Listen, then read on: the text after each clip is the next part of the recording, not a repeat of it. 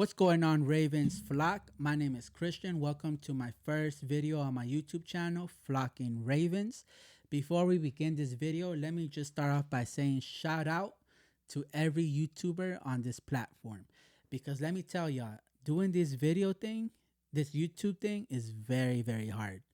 Like this little intro that you're seeing right now, I probably repeated it already like 100 times because I don't like something about the first take. Like maybe at one point this thing it fell.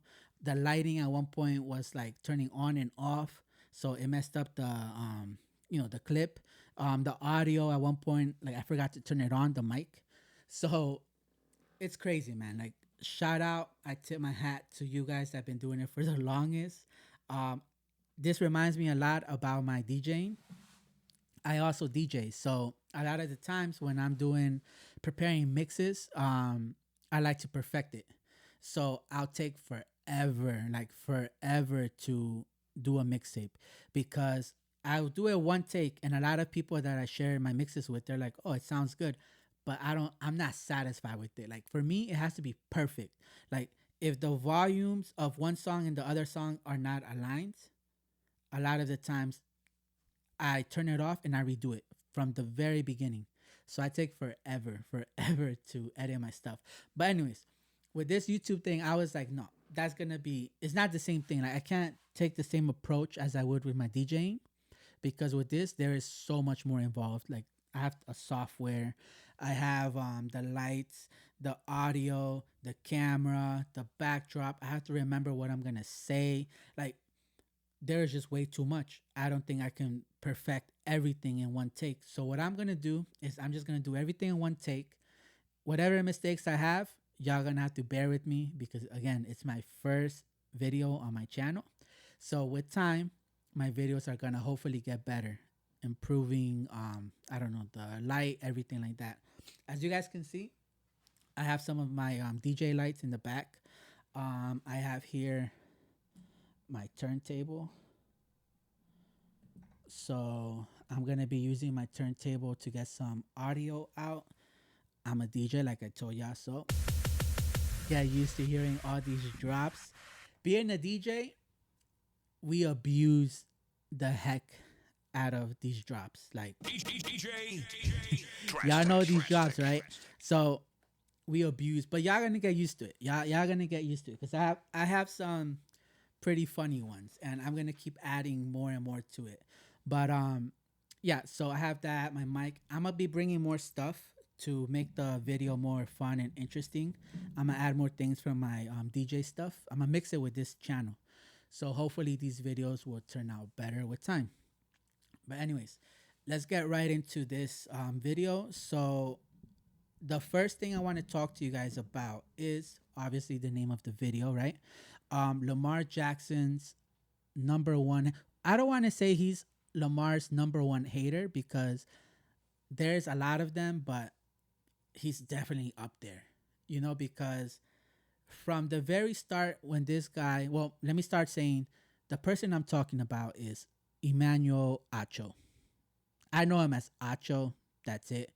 I don't even care to know his full name. Acho, right? That's all I know him by.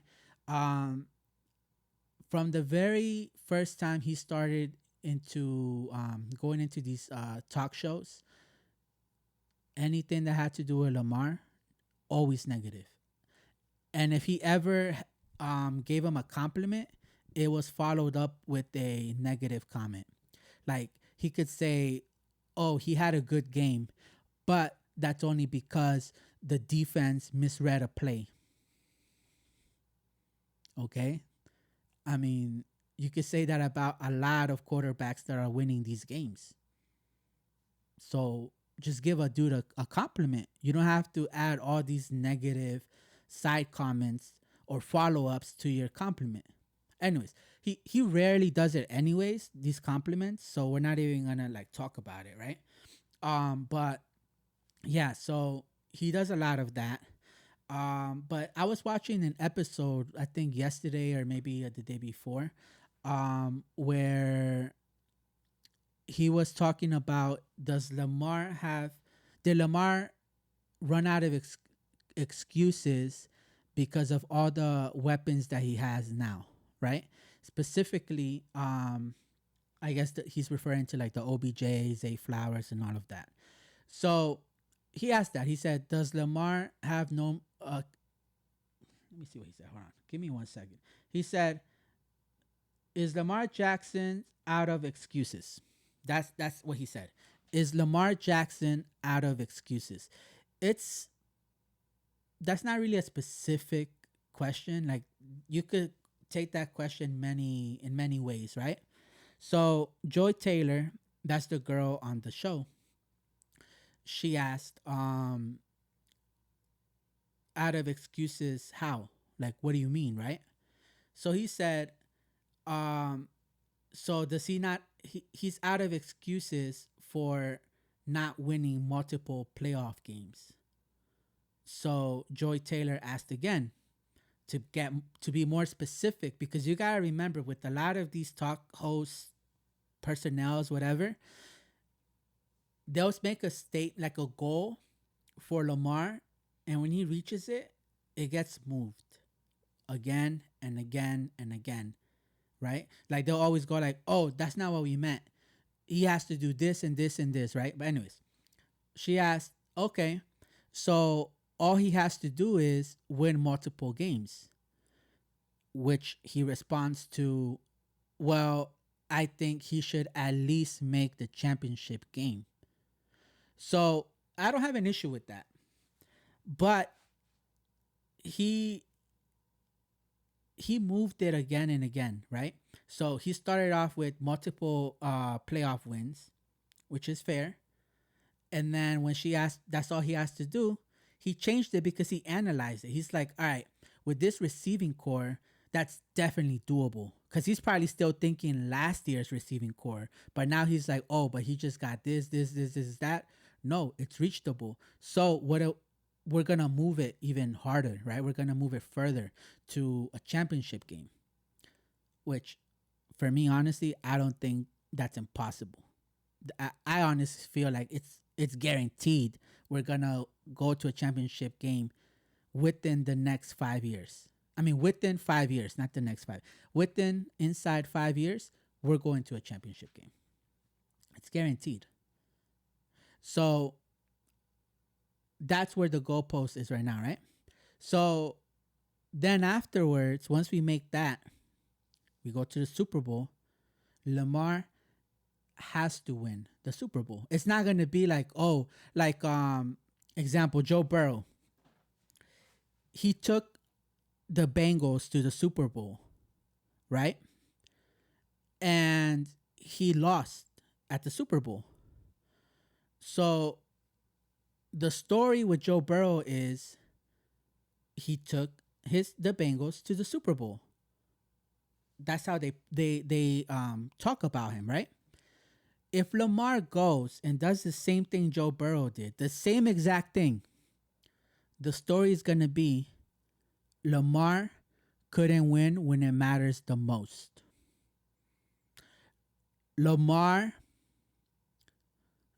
cannot win a Super Bowl. Lamar is not good enough. Like, it goes to that direction. It won't be the same as Joe Burrow, where when we talk about Joe Burrow, it's like, oh, but he took his team to a Super Bowl. It's gonna be he couldn't get the job done. So that's the problem I have with this. Same with the championship game. If Lamar goes and loses, the story is gonna be the same thing. He doesn't win when it matters the most. He doesn't. He can't win in the big stage, like they like to say it, right? They're not gonna say it like they do about Joe Burrow. Oh, he went to the championship game back to back or whatever. They're not gonna do that. They're gonna change the story, right? So with that, I really don't like that, right? So that's one of the things he said that I was not a fan of. Then Joy Taylor says Lamar never had excuses made for him. Lamar has always been held to a very extreme standard because he is such an electric player. So that's what that's kind of like what I've been saying for Lamar, it's always like the standards are very high, right? And I don't think it's so much because he's an electric player. I just think because a lot of the people who are setting these standards do not want to admit that they are wrong. They were wrong, right? So they keep moving the goalposts or these standards, right? They keep moving it just so they could keep saying, well, not so they could keep saying right, because let's be honest, Lamar keeps proving them wrong, but just so that they don't have to say, oh, I was wrong, right? But I think it's better to admit that you're wrong and get that way you're not in the wrong longer, and you just kind of go on the being right side. Like, I was wrong. Lamar is a great player. You don't have to say he's the greatest player that ever lived. No one's saying that. But stop making him out to be like he's still this quarterback that should be a running back, like you guys all love to say, or this quarterback that doesn't know how to throw. Bro, he led the league in passing touchdowns. Like, the only way you do that is by throwing the ball. Passing touchdowns, right? You got to pass. So stop saying this man cannot pass. He can pass. And to be honest, doesn't matter where you pass the ball from, because everyone's like, oh, he can't pass in the pocket. Bro, that doesn't matter. That does not matter. As long as you pass and you get your team a touchdown, job well done. That's it. Job well done. I mean, I'm so tired. I'm really, really tired with these comments made about he's not a real quarterback. Stop it. Just stop. If you're not gonna admit that you are wrong, just don't make the situation worse, right? Anyways, let's go on to the next one. So then Acho says that that Greg Roman, um, Acho said he likes Greg Roman, right? His reason behind Greg Roman really ticks me off. It really, really ticks me off. Why? So he likes to use the example that Greg Roman is a good offense coordinator because he saw what Greg Roman did with Lamar Jackson by helping him get the MVP award, right? He saw what Greg Roman did with Colin Kaepernick by helping him go to the Super Bowl. He saw what Greg Roman did with players like Alex Smith, helping develop them and whatever, right? So you can bring those examples up when you're praising a Greg Roman, but you're not allowed to bring that up when we're trying to praise Lamar. What do I mean by that? So when we try to bring up Lamar's MVP year, 2019, what does everyone say? Oh, that was so long ago. What has he done lately, right? But when this guy wants to praise Greg Roman, he brings up 2019, he brings up 2013, he brings up things probably past to 10 years when he's talking about Alex Smith and all that. So you can use those examples, but why don't you use the same? Because Greg Roman. He was here last year. Why don't you use that season or the year before or the year before? You can't, because you know how that's gonna make you look, right? You're gonna contradict yourself.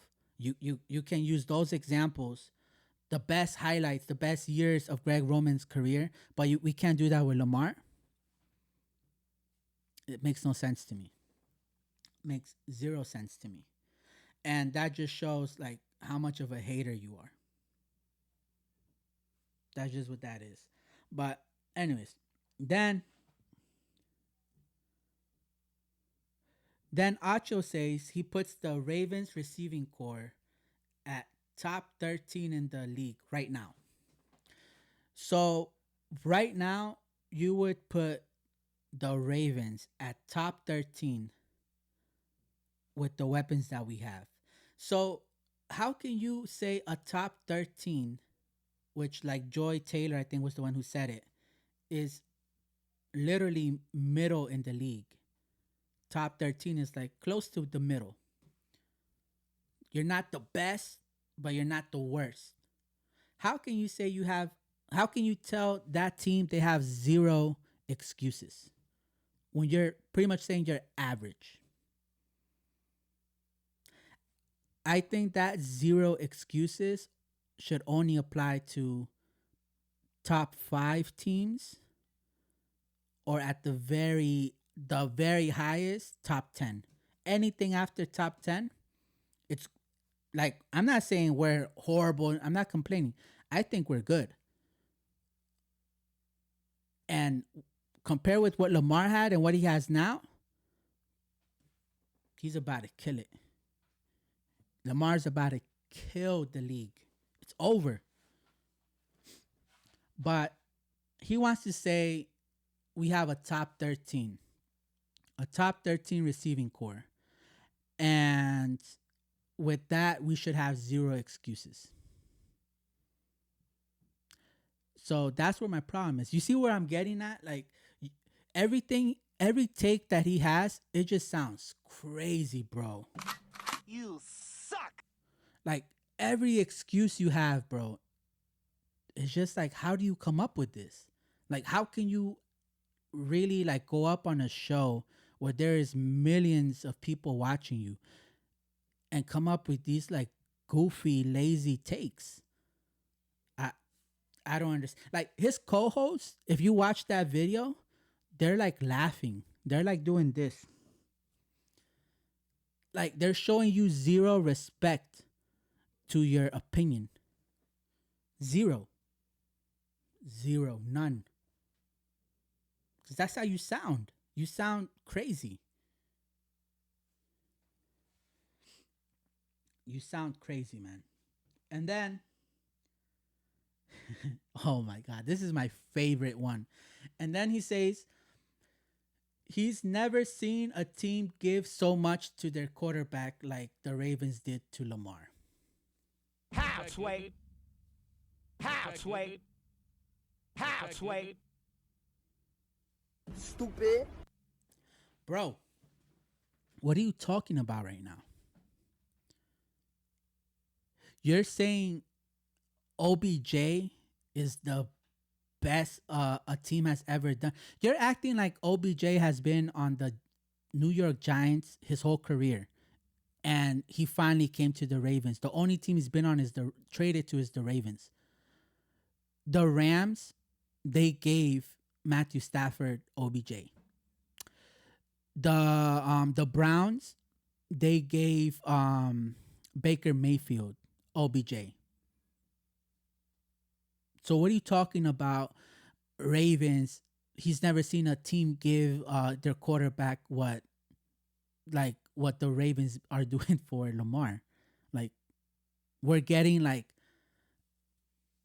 their, what was his, like his fourth team, and like after he got surgery and all of that, an older OBJ.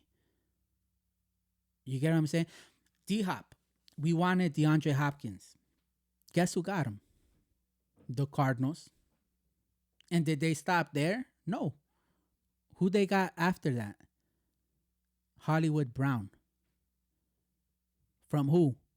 From us. Do you know what they gave up to get Hollywood Brown? They gave up a first round. I was gonna say a first pick. First round for Hollywood Brown. The whole league, the whole like sports center analysts, whatever, yo, they were clowning the Cardinals because they gave the Ravens a first rounder for Hollywood Brown. That's no knock on our Marquise Brown. He's a great player, but he's not a first round. He's not worth a first rounder. We got him first round, but he's not worth like trading for him and giving away your first round. He's not worth that. So the Ravens actually won that trade. But that's what the Cardinals did for for their quarterback. And guess what? He got injured. Marquise Brown got injured like week 6, right when DeAndre Hopkins came back. Marquise Brown got injured. And you know what they did? They went and got Robbie Anderson, the same guy that the Ravens were in the market for. At that same exact time, they got him. So the Ravens, they're all about we attempted, we tried, but they never get the job done. They just say we tried, and they try by giving them the lowest offer that they probably know they're gonna reject, and they're like, oh, we tried. That's not getting your quarterback the best weapons. Like, they're not really finishing the job, so you can't say, oh, they do it all the time. No. And now that they finally are doing something, I'm not saying they're doing it, because as much as I love OBJ on the Ravens, you guys are acting like we just got Stephon Diggs or we got DeAndre Hopkins, you know? Like, OBJ is nice, but the problem with OBJ right now is we don't know what OBJ we're getting after this surgery. I'm hoping it's the same. It won't be the same exact OBJ from like his prime, let's say, right? But we don't know, like, where he measures up right now. When he comes back, it may be like, oh man, like he's proving everyone wrong, right? But he may come back and also like, oh, we made a mistake. He isn't as good anymore, or he got injured again. We don't know that. So that's where that problem lays at right now with OBJ. So you can't say that the Ravens did the most, are doing the most for Lamar. No team has ever done that, because let's be honest. Like, if you ask me right now, OBJ or Tyreek Hill, because they got Tyreek Hill, even though they have Waddle. The Dolphins have Waddle, and they still went out and got Tyreek Hill. So if you ask me between Tyreek Hill or OBJ, who I'd rather have, I'm going Tyreek. If you ask me DeAndre Hopkins, OBJ, I'm going DeAndre Hopkins. Mike Evans, OBJ, Mike Evans. You get what I'm saying? So, like, there are other quarterbacks that have like a more consistent, proven wide receiver. Again, not a knock on OBJ. I know OBJ is good, but we gotta see first where he measures up when he comes back, right? And we gotta see, are we gonna get a full season out of him? We don't ever wish on any player like, oh, I hope they get injured, whatever. But that's just the reality of it. Same with Rashad Bateman. He's a beast, but he got injured twice in a row. And hopefully with this firing of the trainer or whatever, um, that stops, that comes to an end. But we don't know for sure. Because if one of them goes down, I'm not gonna name a specific player, but if any of those players go down, we're a top 13 right now. One of them goes down, we instantly go to a top 18 minimum. Let's not even talk about two players go down. If two players go down, what, like top 22, 24? We're back to square one. So we're back to what was the point of all of this work. So that's why it's not that Raven fans are being greedy where we're like, get more, get more, get more. It's because we know what it is. Unfortunately, we have that luck where everyone's getting injured left and right. So we have to be super prepared. We can't just rely on one OBJ and that's it. Y'all see a lot of times like, what do you mean? If I had OBJ, yeah, but you also have a lot of players on your team that are very consistent. They don't, like, for the whole year, like they're not going to play like 6-8 games and not get injured. So Lamar has a lot of those weapons. And those weapons, like a Rashad Bateman, where he's that guy. But if he goes down, that means that's some of the workload that Lamar has to carry on himself. So the more work that he has to do, the more chances he's going to get injured. That's a fact. If he has to pick up all these workload because that workload hurt such and such, after you get all of that, it's going to eventually hurt you too. So, I mean, you guys like to talk about, oh, but Lamar got injured. Yes, because his weapons got injured. So he had to pick up that slack. He had to pick it up. So, of course, I mean, how can you blame him for getting hurt? Now, if you would have done what the Cardinals did once Hollywood went down and got a Robbie Anderson, we wouldn't be talking about Lamar getting injured. I truly don't think Lamar would have got injured. No way. Anyways, then after that, LeSean says before these QBs got their wide receivers, they were just okay quarterbacks. So I think just okay quarterbacks is a nice way to put it, because a lot of these quarterbacks, I don't think will be talked about at all had they not have these weapons that they have. And that's one thing that I appreciate Lamar for so much, because I seen what he could do with like close to no weapons. And how can you not admire, appreciate that? So when somebody loses, like remember Joe Burrow, when his team started falling apart, all you heard was nothing but excuses.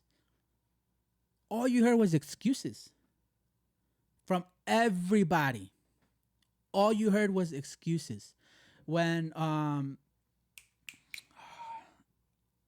the Cardinals, Kyle Murray, when his weapons started going down, yo, excuses. You saw how like the tantrum he was throwing with I don't know, there's so many, bro. Like a lot of these quarterbacks, like they're looked at like, oh, they're so good because a lot of their bad throws, a lot of their bad calls are being covered by these amazing quality number one wide receivers.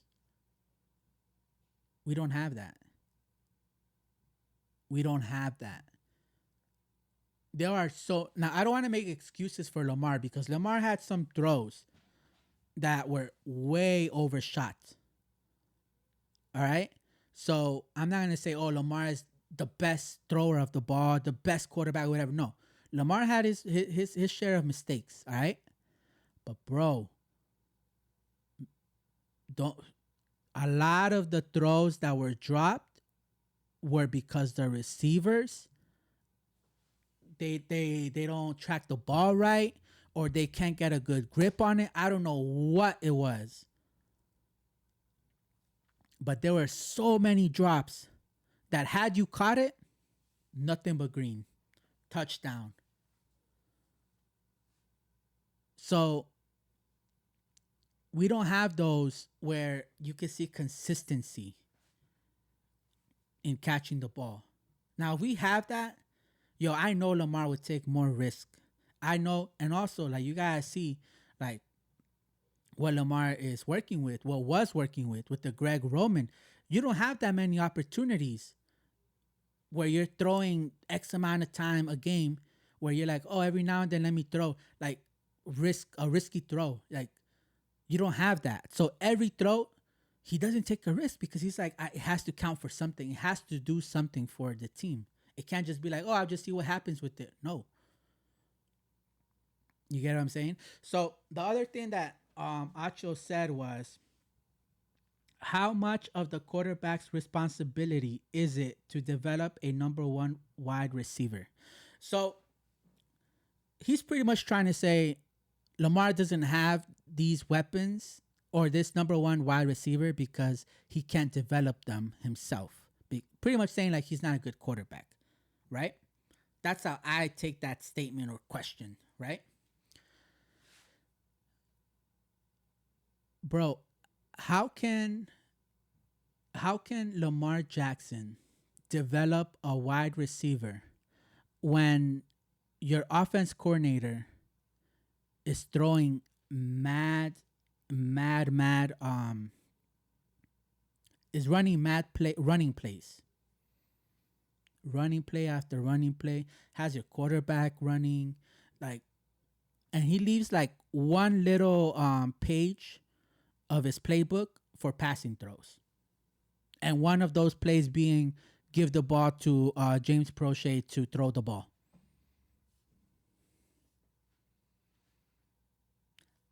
How are you going to develop wide receivers? Like, you got to give him a chance to do that. You got to let him throw more. That's why you're mad that Greg Roman left, because you know there's things are about to change. I hope that Todd Monken doesn't get how do I say this? I hope Todd Monken does not get brainwashed by the culture inside that office. If that makes any sense. Like, we run the ball, defense, this, I hope they let him freely call the plays with no conditions, no holding back. Like, they just let him fully do what he wants to do. Because if he does that, the Ravens are something to worry about. The Ravens are gonna destroy the NFL. If you have a great call player, a great call player, a great quarterback,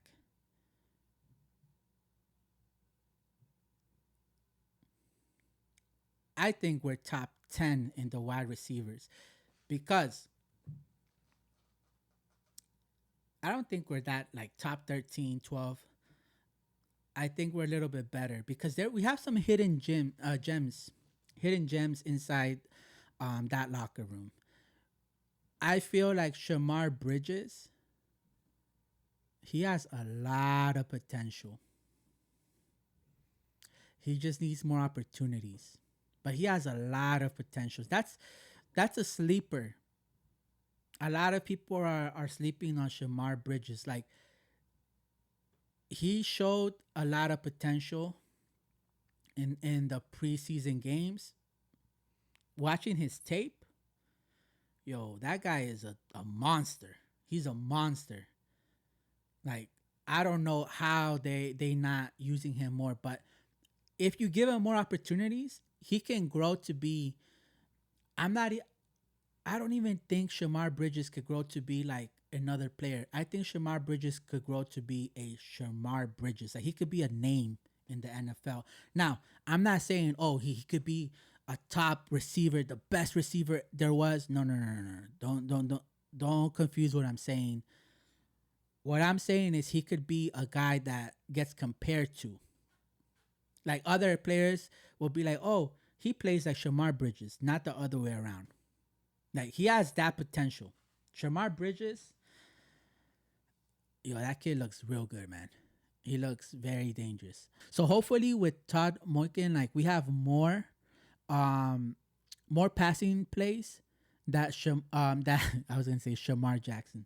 That Lamar Jackson is willing to, like, every now and then, let's see what Wallace could do. Let's see what Shamar Bridges could do. You know? If he does more of that, I think like these receivers are going to start, you know, progressing, building more confidence, you know? And that's one thing that I feel that we slack in a lot. Like, if you watch other teams, they during the actual game, I see a lot of teams like they warm up their receivers. What do I mean by that? Like, the first couple of throws, like first down, they start throwing like a 2 yard throw like that to get them in a rhythm, right? And then slowly, little by little, they start making like, longer throws like that. That way they start getting more rhythm, more confidence like that. And then that's when you start getting the long throws and whatever, right? I feel like with the Ravens, it's been more so of like we're running, running, running, running, and we're gonna do one big throw. Like you don't even give the players a chance to kind of warm up. Like I used to see this a lot with Brady. Like he would throw like 2 yards, 4 yards, maybe run a little bit, and then again 2 yards, 3 yards, six, whatever, right? And then as the game progresses, you start seeing more of those longer throws. I feel like that's what the Ravens need to do. A little bit more of that, and I think we're good to go. You know? But anyways, that's for another video. So the thing with this Acho is that a lot of the times when he talks, I feel like he doesn't really think about what he's saying or asking. Like, or he probably does, but he probably imagines like that they're gonna respond another way. They're gonna like somehow agree with him and be like, "You're right. You're onto something."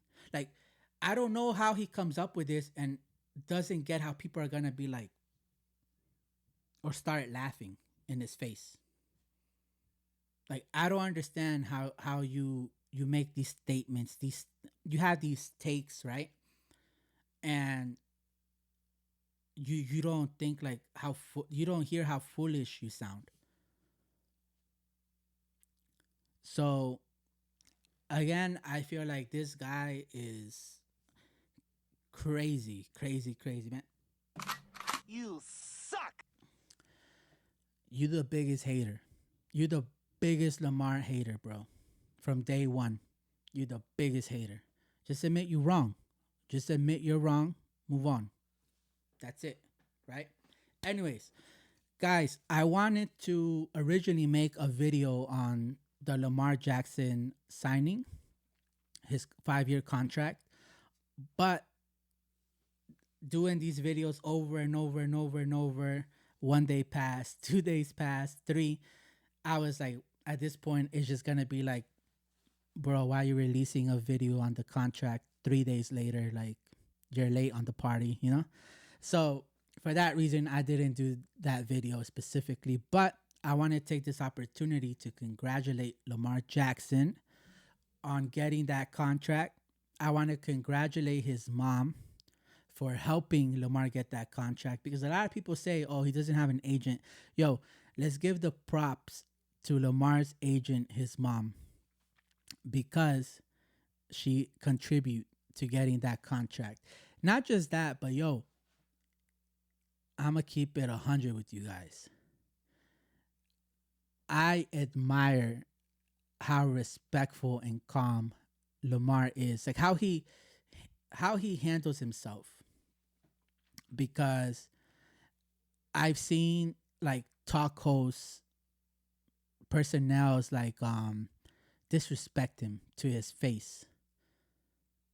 And he'll still talk to them with the most up respect. Sir, thank you. Excuse me. Like those words, like I could never do that. And I just feel like that has a lot to do with the way he was raised. You know,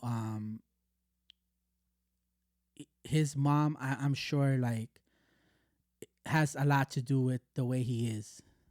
Obviously, right? But mad props to the mom. Like he's a great kid. Like my girl, she's obsessed with how like nice he is. She's always like, man, he's such like a respectful person, and she just admires that so much. And like how I don't understand how you don't like that guy. Like how can you not like Lamar Jackson? Like he is like extremely nice, extremely like respectful. Not just like have you seen how he is with kids? Like some people respect their elders, but they'll forget to do it for the young ones too. But that's not Lamar. Lamar will respect everyone, everyone. So everyone who's saying, "Oh, Lamar, going back to the Ravens is not gonna work out because too much was said, done, or whatever," I don't believe that.